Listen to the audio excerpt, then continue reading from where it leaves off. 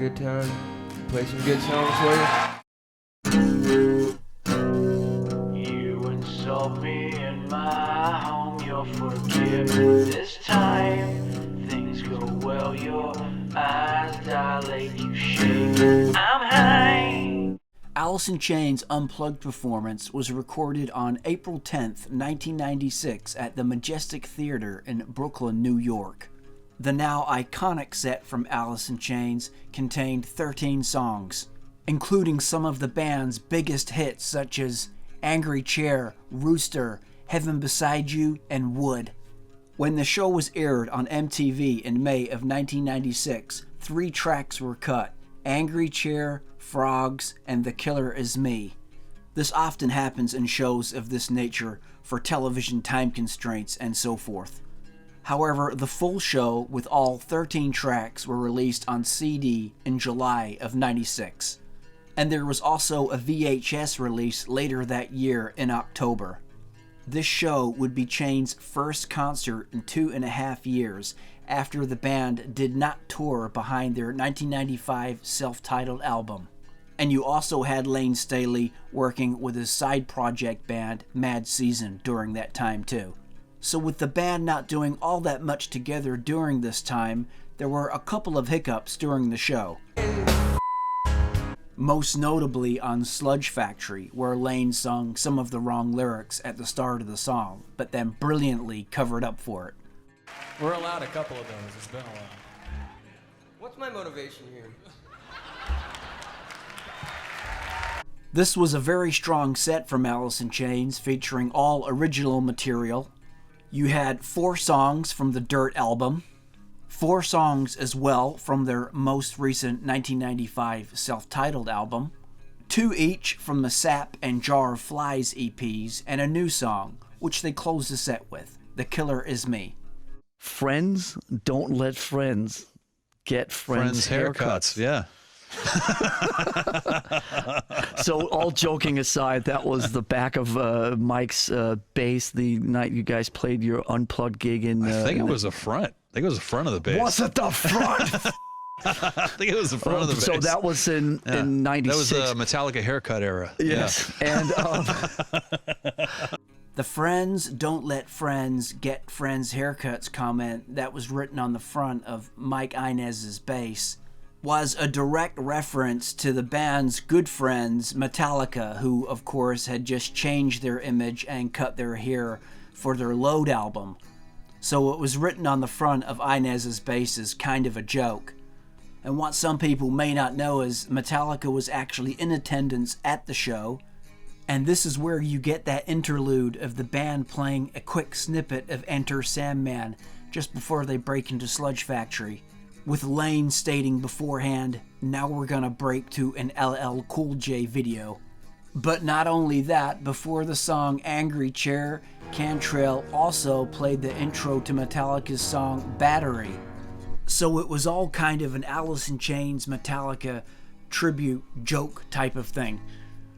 And after playing the Battery intro before Angry Chair got started, Cantrell ripped into Gloom, Despair, and Agony on Me.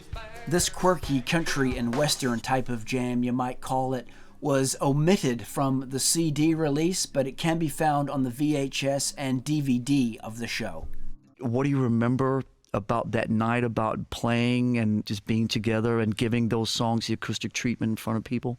I remember being surrounded by friends like you guys. You guys were all f***ing there. And we had a lot of other friends there too. And you're right, that and the Kiss shows, I think that was it. So for a period... Was there a sense of that? Yeah, absolutely. I mean, for a period of time, and you know this, knowing that my band's probably f***ing over and, you know, knowing that one of my friends might be committed to going out that way, that's a tough thing to live with, and still try to keep that internal and support the group. And also, none of us really wanted to control one another. We just wanted to f***ing exist. And if that's where somebody's going to go, then that's what they're going to do. And we all went through that to some degree. And I don't think I was in great shape either. I think I was not feeling too hot either by my own hand for that f***ing gig.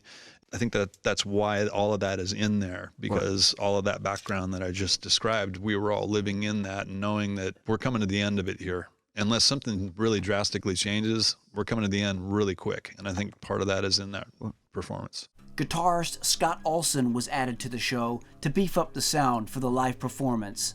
Layne Staley came out, getting a great response from the crowd, wearing his now trademark black sunglasses, which he kept on for the first 3 songs of the performance. Layne gave an amazing performance this night. He sung with real heart, real soul, and real passion.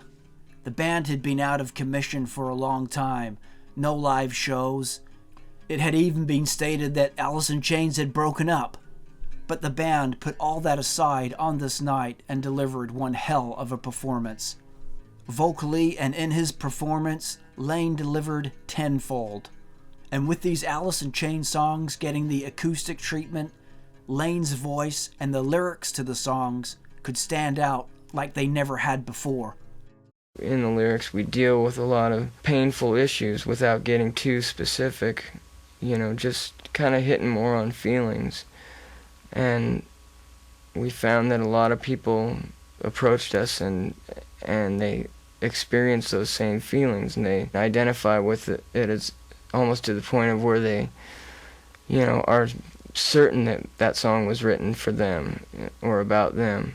And sometimes, their situation is completely in another ballpark from, the situation that was in mine or Jerry's mind when we wrote, these lyrics. But the album did very well for Alice in Chains, debuting at number 3 on the Billboard 200 chart and has been certified platinum. Cantrell has stated that the band was considering playing the songs Love Hate Love and We Die Young, both off Alice in Chains' debut album Facelift. But ultimately the band decided not to as a result of limited time. Personally, I think We Die Young would have really worked acoustically much in the same way that Wood did. They would have been able to pull that off real good, I think. So, all in all, with a couple of redos on the songs included, the taping of the show took approximately 3 hours to finish. One of my favorite things was I remember Layne at the end, I think he said, because everybody had, it was a great, one of those, it was a magical show, I remember that. It was just one of those nights that everybody was on, and it was really cool, and the crowd was great. I was at a theater somewhere in New York, and we had candles everywhere, and I think Layne said, "I love you all. I want to hug you all, but I'm not gonna." And then we walked off. One of Jerry Cantrell's favorite moments from the show actually came right at the very end, after the band had finished "The Killer Is Me." The applause from the crowd was coming in, and Layne Staley said, "I wish I could just hug you all, but I'm not gonna." I wish I could just hug you all, but I'm not gonna.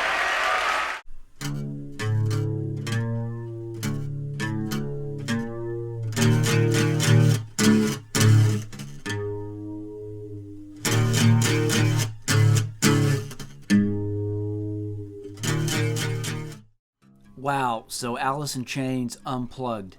One of the very best Unplugged performances ever, no question about that.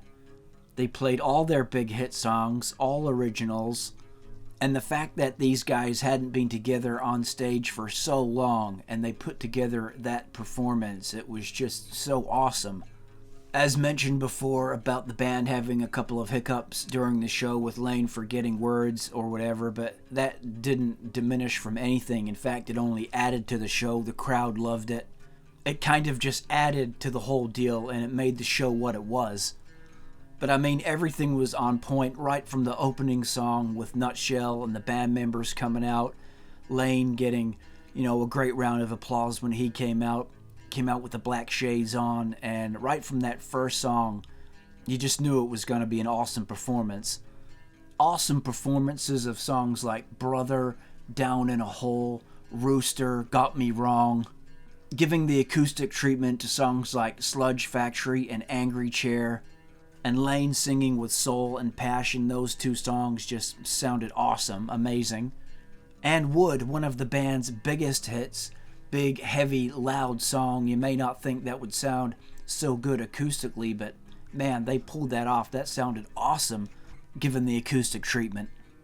Just worked so well. You had those haunting verses on the song Frogs, and with the end parts of that song Frogs, Layne pulling out that little voice box microphone thing that he had, just right on point. Again, singing that with real passion, heartfelt. Over Now, very good. It sounded very good acoustically, of course, from their 95 self-titled album.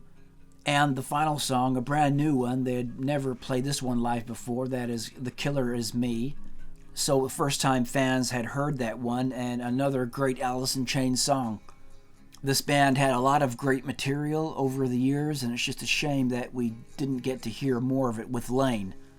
So some memories of the show for me. I remember being around at an old buddy's house, and he had it on VHS, and we were swapping tapes and stuff like that, and he basically said, hey, check this out. This is awesome.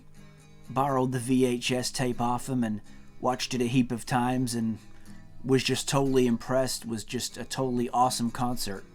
So that's when I first saw it, and everything about it was just so awesome. A very strong set, a ton of awesome Alice in Chains songs on here. Just a lot to like about this show. Very awesome, very memorable. So this was April in '96. The band would go on to play like 4 shows with Kiss after this in late June and early July, just a couple months later. So this was one of the very last concerts that Alice in Chains would ever play with Layne Staley. It was this and those Kiss concerts, and that was it. So this one goes down in history, that's for sure.